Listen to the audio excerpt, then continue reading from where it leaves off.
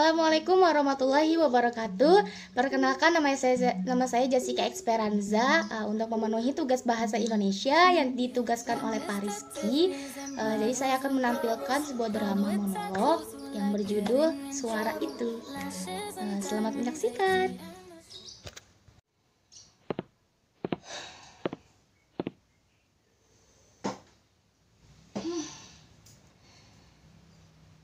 Hari ini kenapa ya? Rasanya semua tidak berjalan lancar.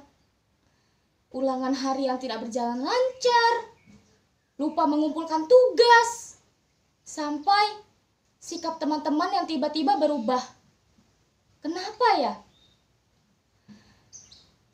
Sudah di sekolah hari ini rasanya kacau sekali.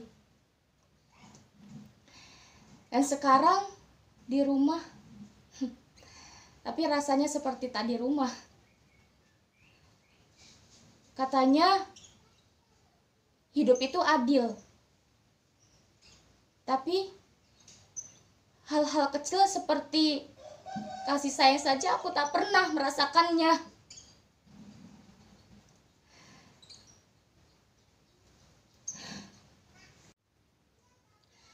Setiap hari aku pulang ke rumah, berganti pakaian, makan, minum, persis seperti kegiatan anak-anak lain di rumah mereka masing-masing.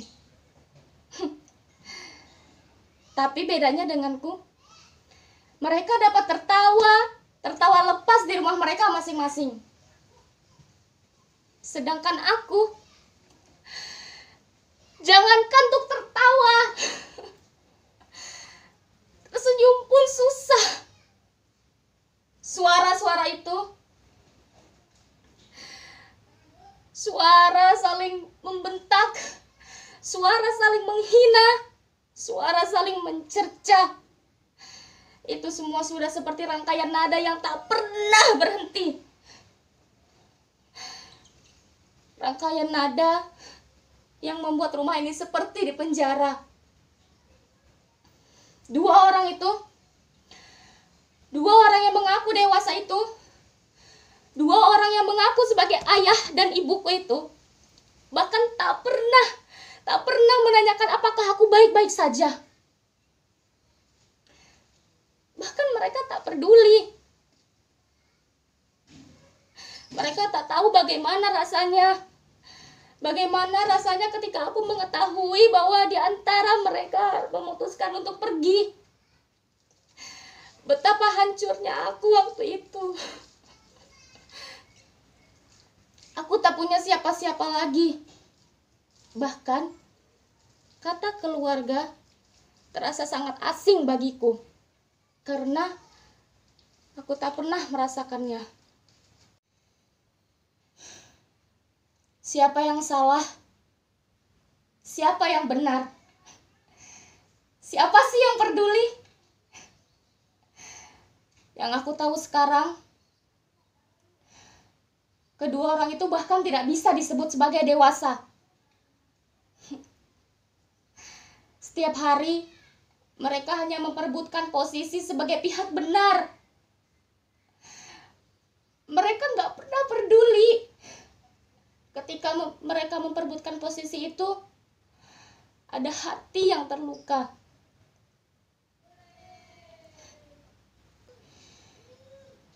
Aku sebenarnya tidak pernah peduli siapa yang benar, siapa yang salah.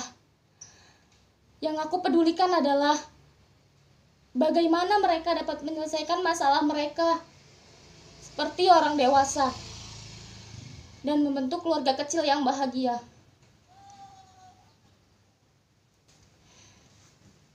Seperti keluarga lainnya, keluarga yang bahagia, keluarga yang selalu ada di saat salah satu anggota keluarganya merasa kesepian. Apakah sesusah itu? Apakah sesusah itu, Tuhan? Banyak orang yang bilang padaku bahwa hidup itu berat. Tapi Apakah memang seberat ini? Dan aku pernah mendengar kalimat bahwa kamu diciptakan karena sebuah alasan. Lalu, apakah aku diciptakan untuk menderita ya? Aku tidak pernah meminta hal aneh. Aku tak pernah meminta hal aneh seperti istana megah atau bahkan sekarung berlian.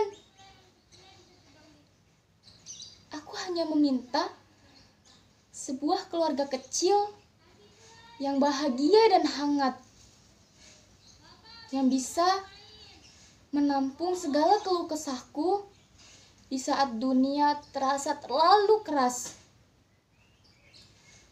Apakah sesusah itu untuk mewujudkannya? Aku rindu ayah. Aku rindu ibu. Aku rindu keluarga. Tolong kembalikan keluarga kecilku.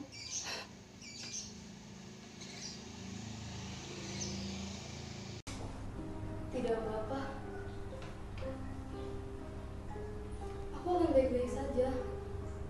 Dan pula semuanya akan berlalu kan? Aku berjuang diri.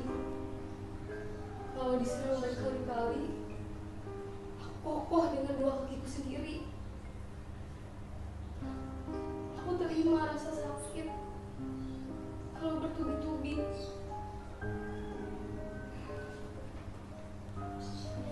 Aku sudah lupa apa itu bahagia, karena yang aku terima hanya rasa sakit saja. Sudah terbiasa. Aku hidup walau enggan.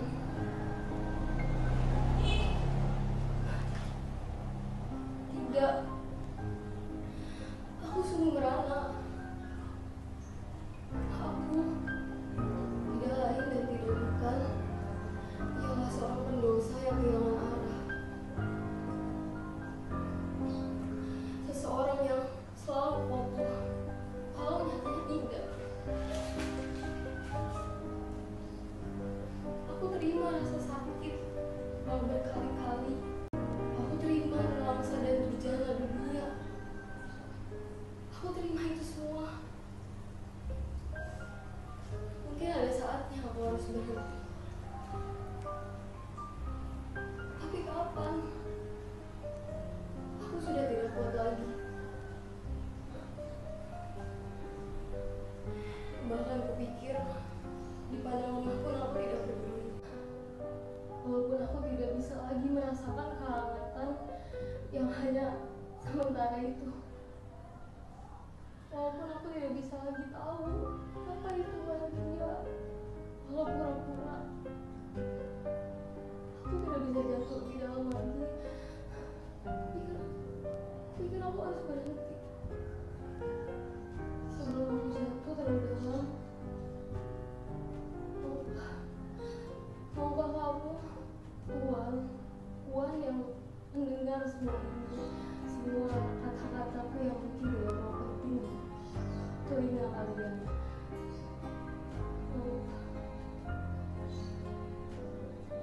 Maukah kau menolongku sekali saja?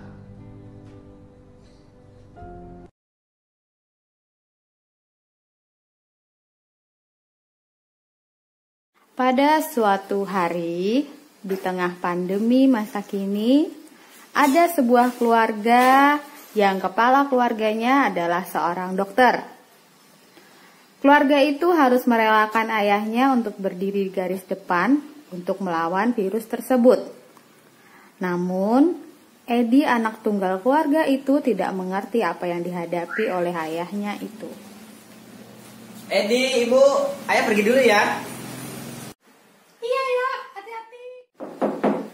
Edi, bangun nak, udah siang. Iya.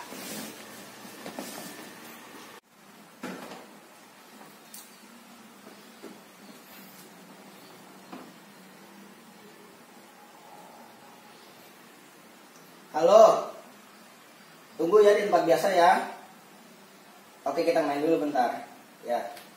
Loh, kamu kemana? Bu, Edi izin main dulu ya. Loh, kamu ngapain? Keluar, masih banyak virus.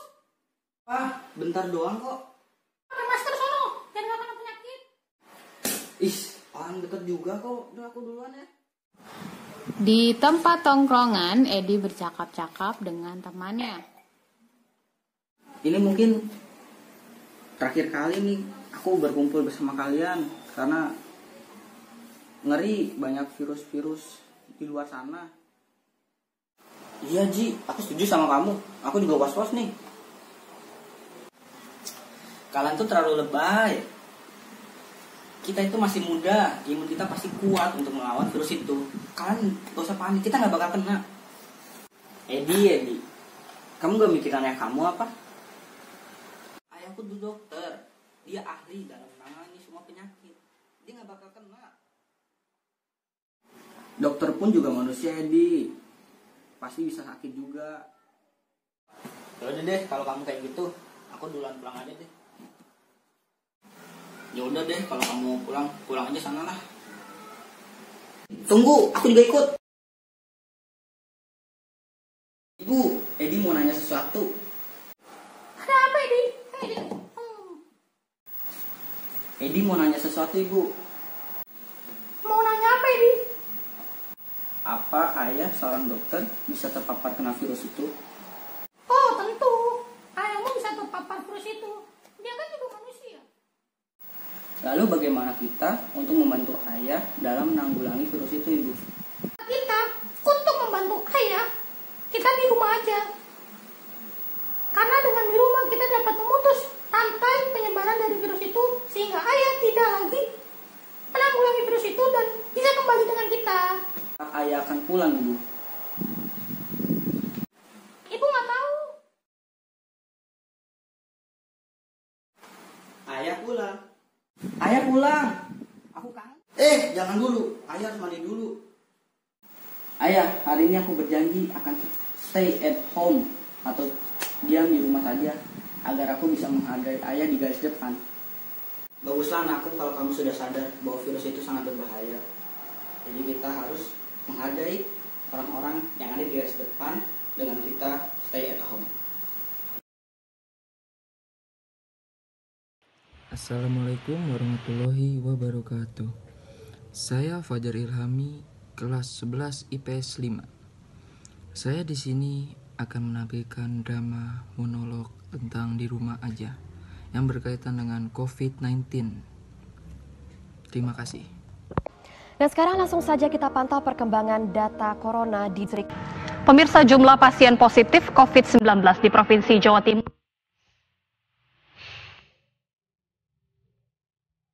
Saat ini dunia sedang sakit.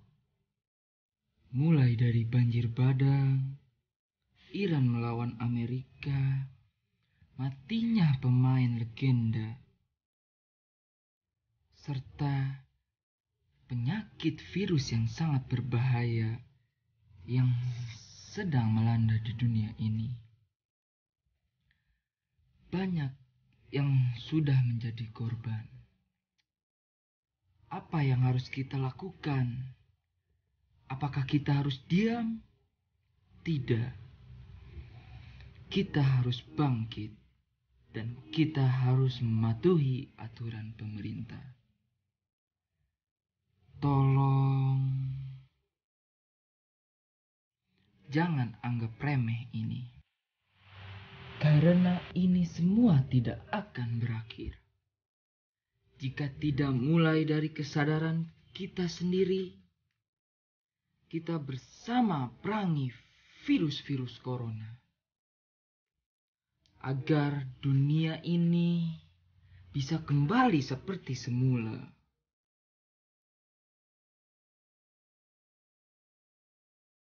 Kata kalian mau hidup seperti dulu lagi. Semua kita harus mulai dari sekarang. Kita tidak sekarang, kapan lagi? Dan kalau bukan kita, siapa lagi? Semua untuk kebaikan dunia ini.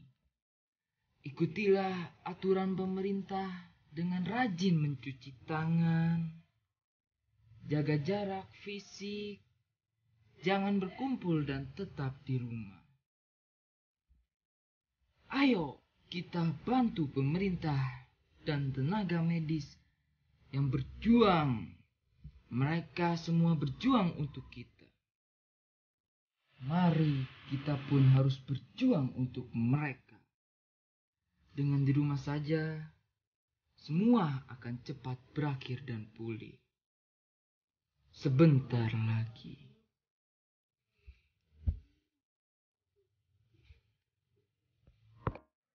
Assalamualaikum warahmatullahi wabarakatuh. Perkenalkan, saya Danis sebagai kakak. Dan saya Arsyad sebagai adik. Kami akan menampilkan drama tentang percakapan kakak dan adik. Selamat menyaksikan.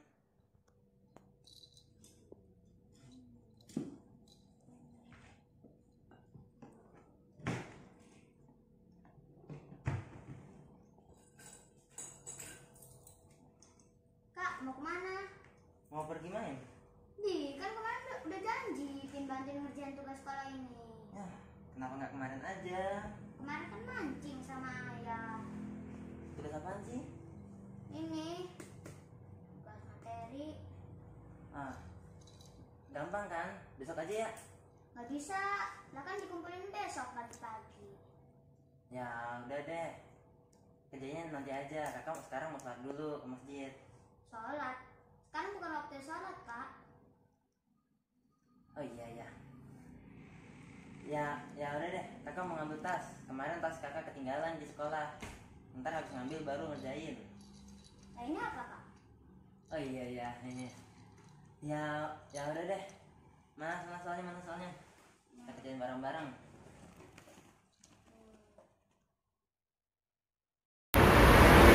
Hai, jadi sudah kamu putuskan apa? Kamu ingin kuliah di jurusan apa? Sudah ya, jadi kamu ingin lanjutkan kuliah di jurusan apa? Kami inginnya kuliah di jurusan seni. Apa? Gue sih mau jadi apa? Iya, mau kerja apa kamu nanti? Kuliah itu jangan senang saja, tapi pikirkan juga masa depan kamu nantinya. Tapi hari yang mengembangkan hari jadi pelukis dulu, itu kan bisa kamu lakukan tanpa harus kuliah. Kamu bisa sering melukis sambil kuliah jurusan yang lain. Benar kata ibu kamu, mengingatkan itu hari. Hari kelihatan dari jurusan sudah kamu sudah, tapi ya ibu juga mau kamu sekaligus bisa bekerja di kantor. Ternyata sekarang ini mana ada sih pelukis yang sejahtera hidupnya. Jangan sampai kamu menyesal nanti soal bakat kamu bisa mengasahnya di luar jurusan. Nah itu dia, kan kamu bisa mengikuti kegiatan yang dikenal seni ya.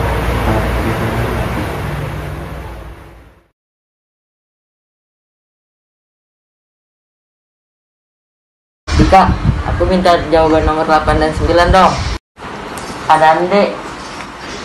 Kalau soal nomor 10, 11, dan 15, apa jawabannya, Ban? 10A, 11D, nomor 15 belum. Gus, jangan kencang-kencang, nanti gurunya dengar.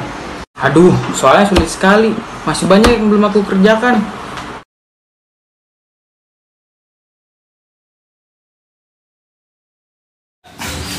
Bud, kamu sudah selesai?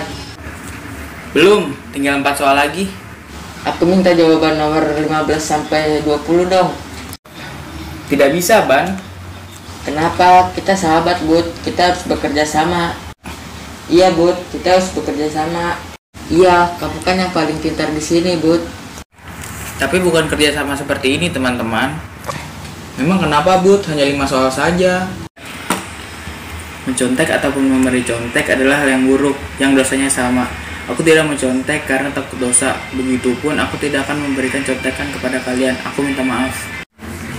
Tapi saat ini sangat mendesak, Bud. Tetap tidak bisa. Ya udah, biarkan. Urus saja dirimu sendiri, Bud. Dan kami urus diri kami sendiri. Biarkan, kita lihat di buku saja.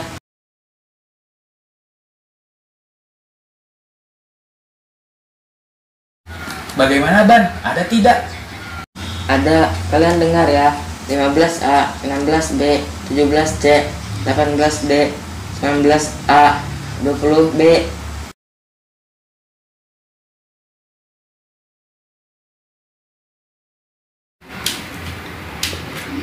Kalian ini mencontek terus, keluar kalian!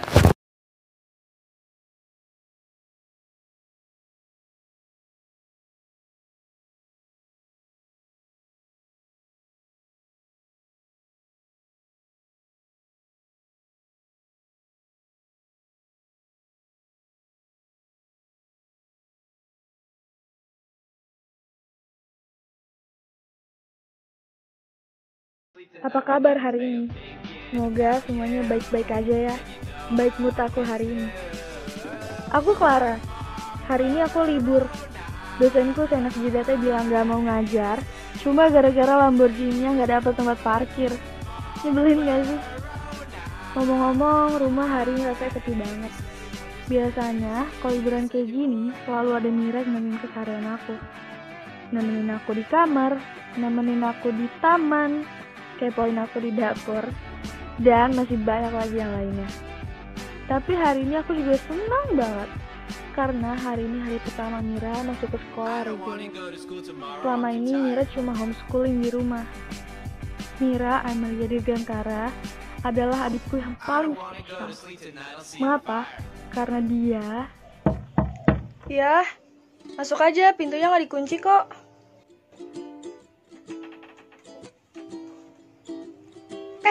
Adi udah pulang. Sini.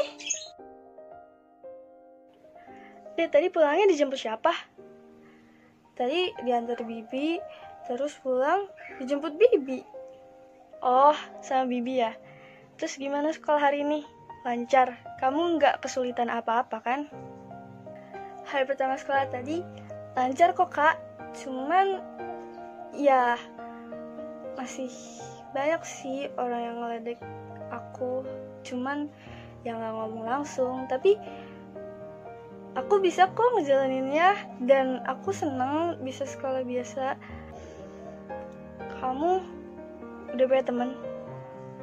Oh iya, tadi aku ada temen Kak, dia baik banget ke aku. Terus dia juga agak penasaran sih sama aku, kayak nanya-nanya gitu soal aku. Tapi aku seneng aja ada temen ngobrol. Terus dia ajak aku ke kantin, ajak aku ke perpus. Ya walau di perpus aku nggak apa-ngapain jatuhnya. Kakak ikut senang kamu udah punya teman baru.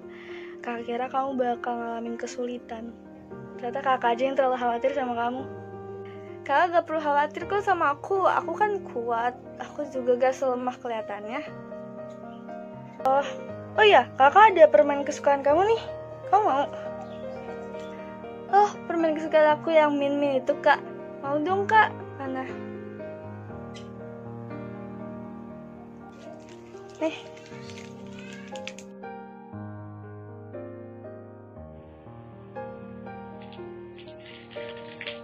Yaudah kamu mandi dulu Gi. Oke, aku mandi dulu ya Kak. Tapi nanti aku kesini lagi, aku masih mau cerita banyak sama kakak. Oke. Masa remaja adalah masa yang menyenangkan, bisa bertemu dengan banyak orang dan belajar banyak hal. Tapi setelah titik puncak menuju kedewasaan, keluh, kesah, dan segala tekanan harus dilewati. Perjuangan besar untuk mencapai keberhasilannya pun dimulai.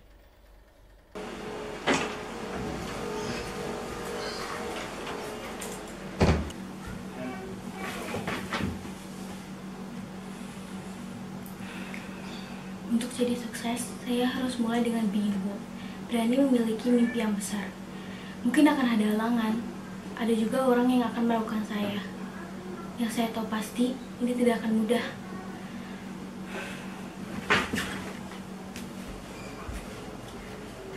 Tapi saya nggak akan menyerah begitu saja. Kalau mudah, semua orang pasti dapat melakukannya. Mau jadi followers atau pioner, untuk melakukan sesuatu yang berani, melakukan sesuatu yang bold, melakukan sesuatu yang belum pernah dilakukan oleh siapapun. Ratusan ribu langkah, kadang lebih, kadang kurang, semua sama. Semua kecemasan, semua semangat, dan keraguan. Ratusan ribu langkah, dari aku yang sekarang sampai aku yang akan datang. Semua orang punya ketakutan. Mereka seharusnya punya. Itu artinya mereka melakukan sesuatu yang benar. Kadang saat aku sedikit takut, di situ aku sadar bahwa sebenarnya aku sedang melakukan sesuatu yang berarti. Selangkah demi selangkah. Demikian perjuangan di masa remaja untuk mencapai titik kedewasaan dan menyambut masa depan.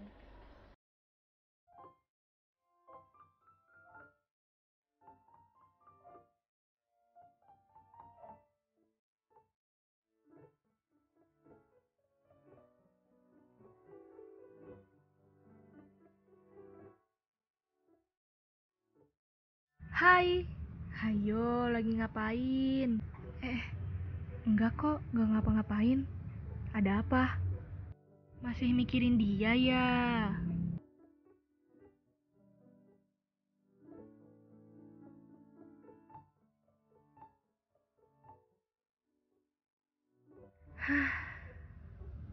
Bener ya kata mereka, manusia lebih mudah melihat satu salah daripada 1000 hal baik.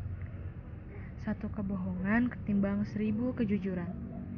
Satu luka daripada 1000 bahagia yang datang sebelumnya. Seolah-olah hal buruk lebih enak dipandang dari yang indah. Ini bukan tentang bersyukur atau enggak. Isi kepala memang lebih egois dari yang dikira. Sudah tahu perasaan berlaku seenaknya, kita malah memanjakannya. Nanti kalau sudah patah hati bingung minta tanggung jawab ke siapa. Nanti kalau sudah patah hati bisanya menangis. Dan ketika semesta kasih kita kecewa supaya belajar dewasa dari sana, malah bilang semesta nggak adil, karena tengah suka harus ada duka. Gak bisa gitu cara kerjanya. Mau cinta tapi tidak mau jatuh. Mau berhasil tapi tidak mau gagal. Mau bahagia tapi nggak mau menangis. Mau sampai tujuan tapi tidak mau bergerak. Maunya banyak tapi jalan di tempat. Semesta nggak pernah nyiapin kembalian. Kalau kita sudah kasih sesuatu, apalagi soal cinta dan rasa, itu nggak ada yang namanya sisa dan kembalian yang bisa kita terima. Seperti makan bekal dalam perjalanan dan ketika sampai di rumah makanannya sudah habis. Seperti beli permen dan kembalinya permen lagi. Mungkin cinta juga begitu. Kembar, tapi nggak selalu berpasangan. Gak apa-apa. Kalau semuanya harus bareng-bareng, kita nggak mungkin bisa kenal pagi dan malam dalam waktu yang berbeda. Titik temu nggak harus dengan menyatu. Lihat dari jauh, tahu bahwa dia baik dan bahagia. Berarti kita sudah berhasil jatuh cinta dengan gak lupa jadi dewasa. Jadi gimana? Masih mau terus-terusan mikirin dia? Susah banget ya buat ngelupain seseorang. Ya kalau gampang itu namanya balikin telapak tangan.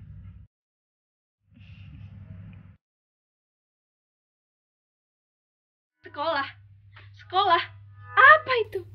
Untuk apa? Tiap pagi bangun cepat, untuk apa? Pergi ke sekolah, duduk di kursi membosankan itu, untuk apa?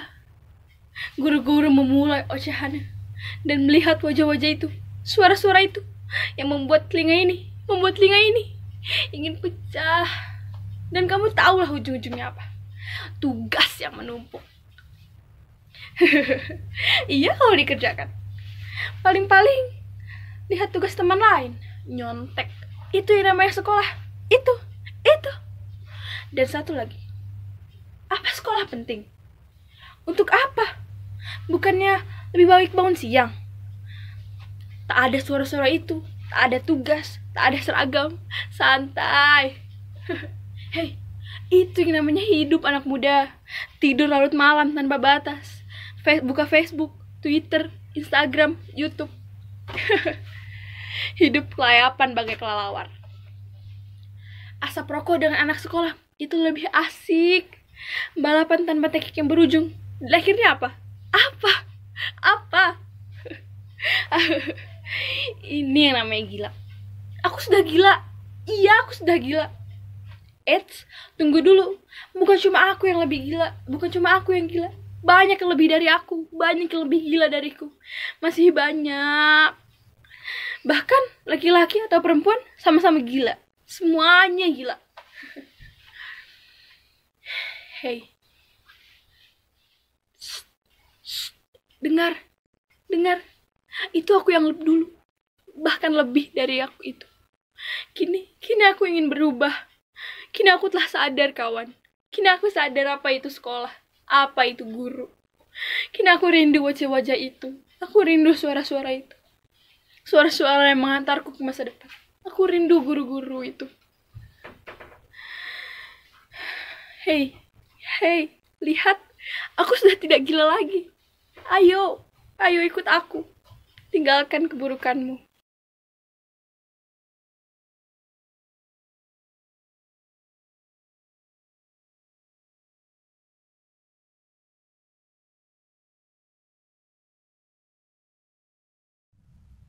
Ada apa? Kok kayak kelihatan pada serius gitu sih?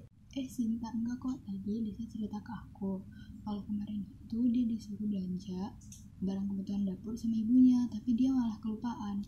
Iya nih Sinta. Terus kenapa? Gitu aja kok kayak jadi masalah serius buat kamu gitu, Lisa. Iya dong, itu namanya aku gak ngendahin perintah ibu aku. Dan juga seorang anak itu gak baik gak memperhatikan perintah orang tuanya. Betul tuh, harusnya Lisa gak suka lupa gitu. Ya elah, kayak gitu aja mah aku sering. Lagian mungkin coba masalah kayak gitu aja kalian pikirin sampai segitunya. Kok kamu seperti itu sih, Sinta? Ya emang harusnya dong bisa merasa menyesal. Ini tuh gak baik, gak memperdulikan orang tua. Aku sih sama sekali 2 kali aja kayak begituan. Ya namanya juga gak ingat. Gimana lagi coba? Masa setiap orang tua kita harus dipenuhin? Gak juga kan? Ya harus dong Sinta. Yang namanya orang tua kalau udah nyuruh kita ya harus kita kerjakan dong. Aku sih kalau sempat ya aku kerjain. Kalau enggak ya enggak lah. Itu gak baik Sinta. Itu namanya kamu gak patuh sama perintah orang tua. Kamu harus bisa merubah sikap kamu. Kalau enggak nanti kamu bisa jadi anak durhaka lagi. Nah, betul tuh kata Lisa. Kamu harus berubah. Jangan membiasakan diri meremehkan perintah orang tua. Karena itu tuh gak baik. Iya deh, aku ngerti.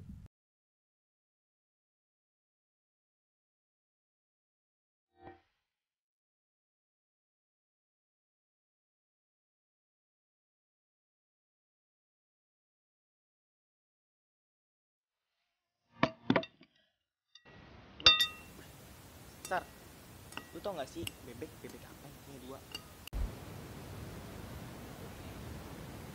Gak tahu.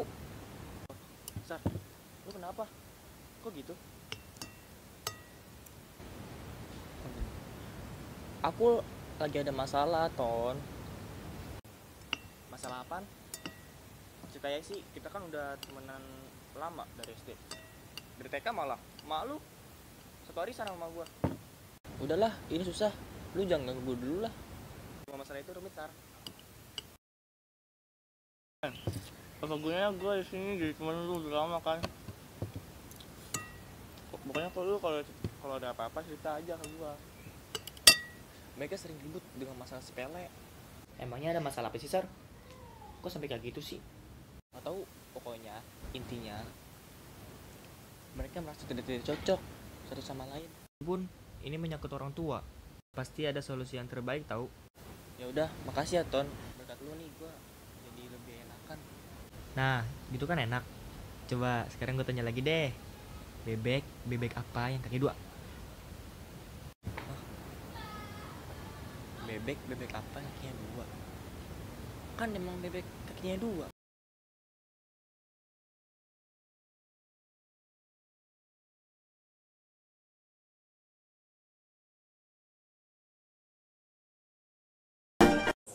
Assalamualaikum warahmatullahi wabarakatuh. Nama saya Ramadhan Saputra dari kelas 11 IPS 5. Di sini saya akan menampilkan monolog tentang COVID-19. Gabut. Ngapain ya? Baca berita aja deh. Tiap hari beritanya tentang corona.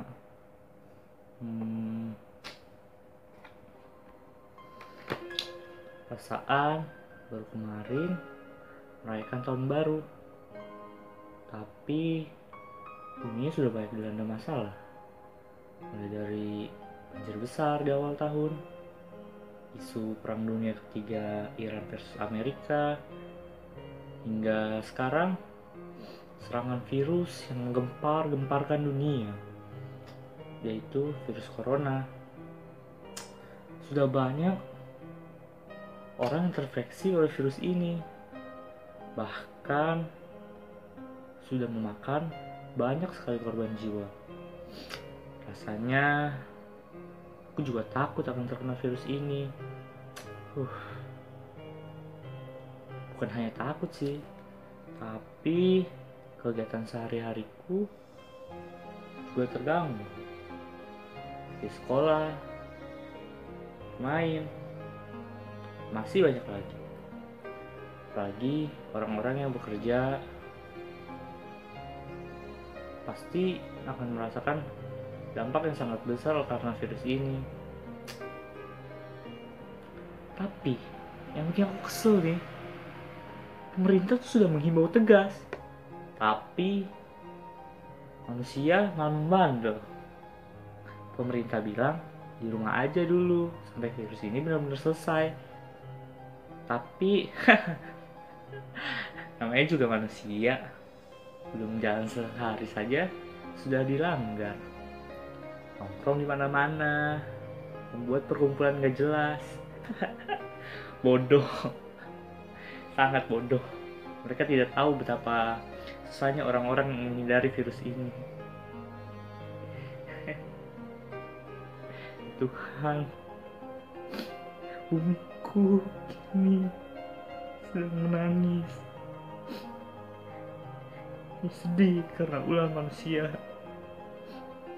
Bumiku kini yang menderita hanya untuk menyadarkan manusia akan pentingnya menjaga kebersihan dan kesehatan.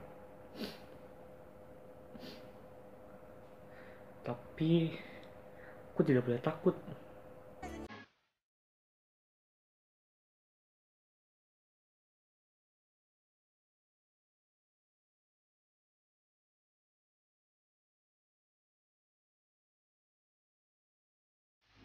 Assalamualaikum warahmatullahi wabarakatuh. Saya Nabil Musa Nasution dari kelas 11 IPS 5 SMA NTK Kabupaten Tangerang akan menceritakan monolog tentang demokrasi.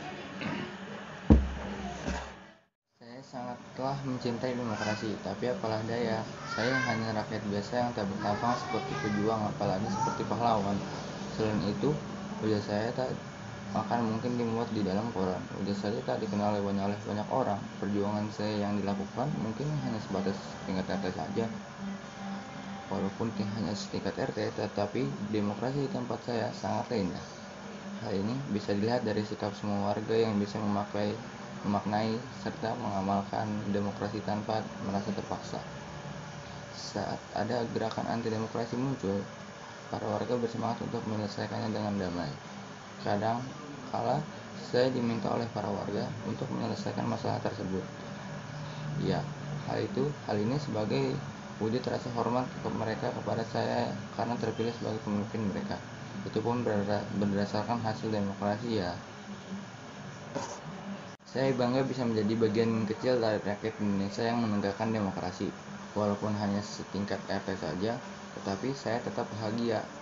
Andai saja seluruh wilayah Indonesia bisa memiliki sifat demokrasi yang sama seperti RT di tempatku, pasti keadaan negara akan tak aman dan damai. Dari saya, kurang lebihnya mohon maaf. Assalamualaikum warahmatullahi wabarakatuh.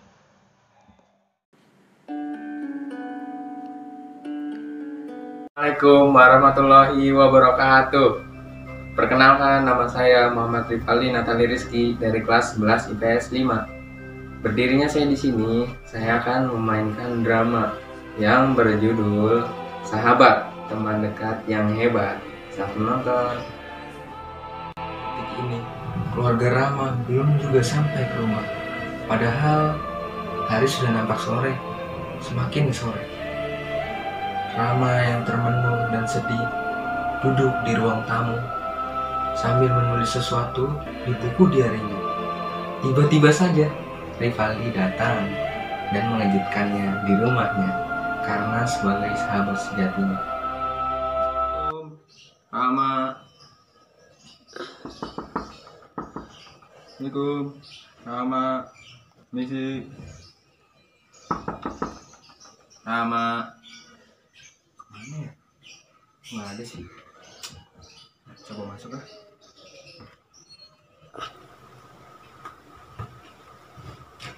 Rama, kenapa deh?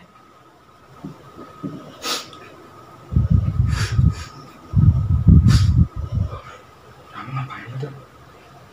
Kagetin ah. Astagfirullahaladzim. Biasanya ngagetin aja. Ya maaf, lagian lu gue panggil dari luar nggak dijawab-jawab. Kang, kenapa? Tumben amat diem gitu. Ada masalah ya? Rama.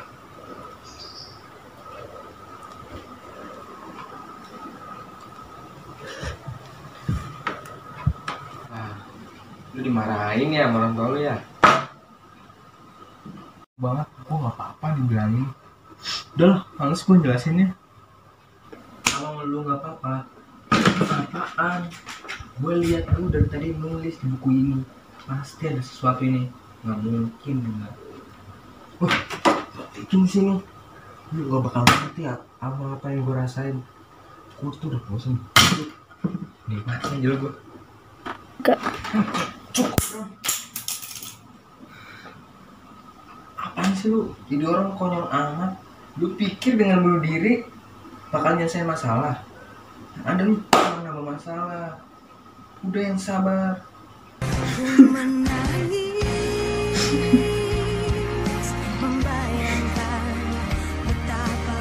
Emang lu tolong kalau ada apa-apa cerita sama gue. Insya Allah gue bakal jadi pendengar yang baik gitu.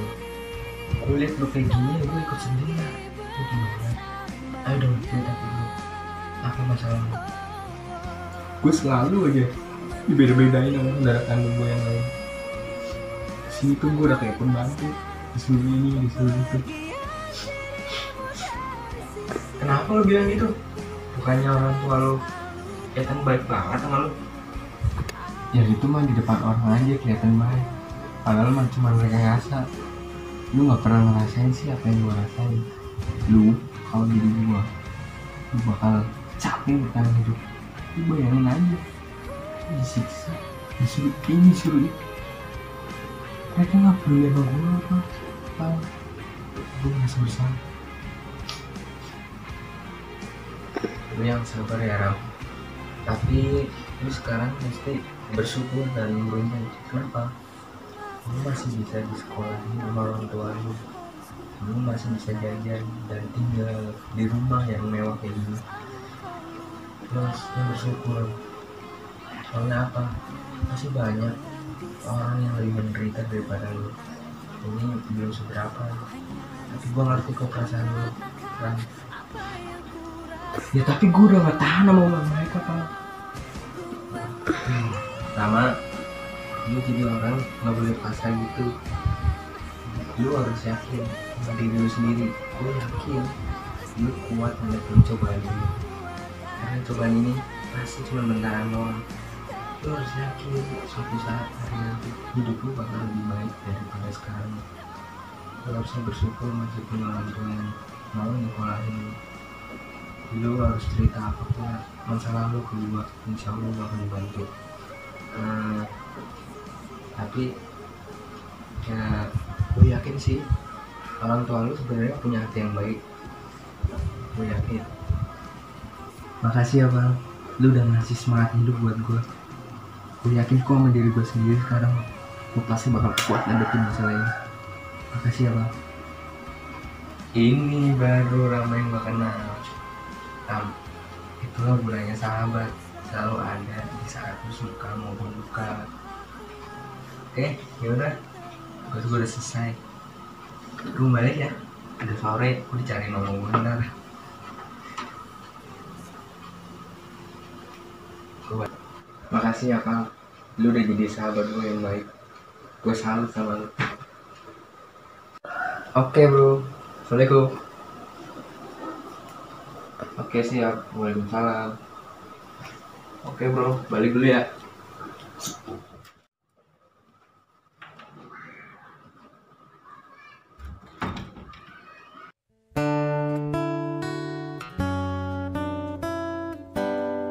Hai. Lilis, lama banget belum dateng. Udah gue tungguin dari tadi di sini. Sorry ya, sorry. Oke, duduk. Jadi mau minum apa? Kopi, teh? Nggak usah. Atau apapun? Nggak usah. Sekarang. Nggak usah. Nggak usah? Oke, kalau nggak usah. Sekarang lo mau ngerjain tugas MTK kan? Bener banget. Oke, bagus banget. Karena gue kesusahan sekarang. Sama. Tapi lu ada denger belum berita di Google? Belum. Jadi baru aja polisi nemuin mayat di dekat Sungai Melati. Kenapa? Tenggelam? Ya. Dengar? Enggak. Oke. Rambut tuh kenapa? Basah gitu. Oh, tadi kehujanan.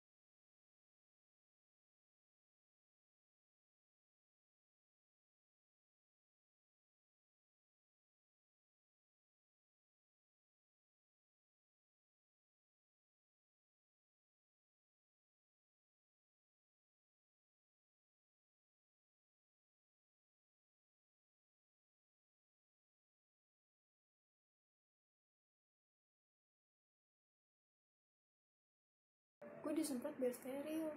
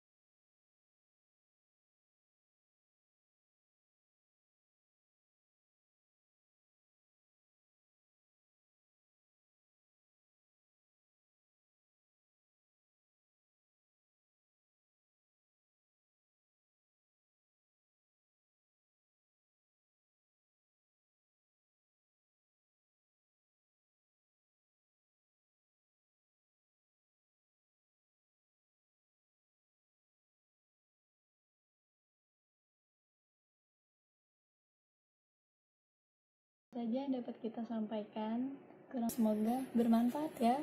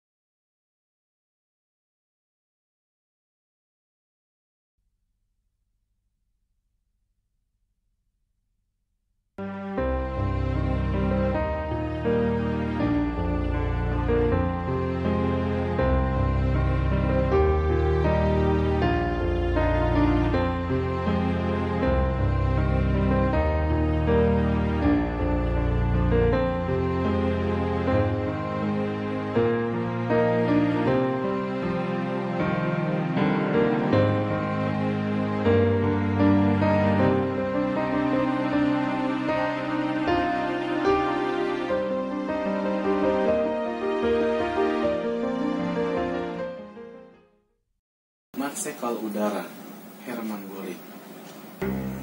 Bagaimana keadaan Luftwaffe untuk keadaan operasi Fall Earth? Para Luftwaffe sudah siap maksimal. Aku ragu dengan jumlah pesawat yang kita miliki.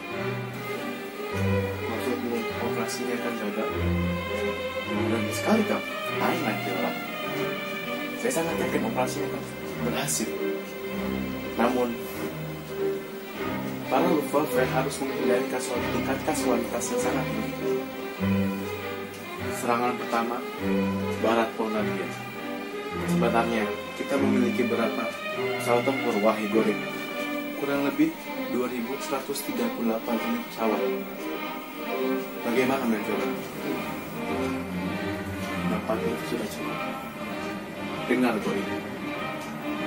Serangan ini memanglah serangan utama. Namun, serangan pembuka akan dilancarkan oleh para Kriegsmarine, tepatnya di pelabuhan Danzig. Jadi, para Luftwaffe tidak perlu mengatasi dua front yang berbeda. Cukup satu front, front barat Polandia. Dan ingat, semua itu adalah tanggung jawab kamu. Serahkan padaku, Meteora. Semoga pertahanan barat Polandia akan di bumi hanguskan oleh lo. Tapi ingat satu hal ini, Goring. Serbuan pertama untuk gunakan Luftwaffe dengan baik. Baik, Meteora. Hai.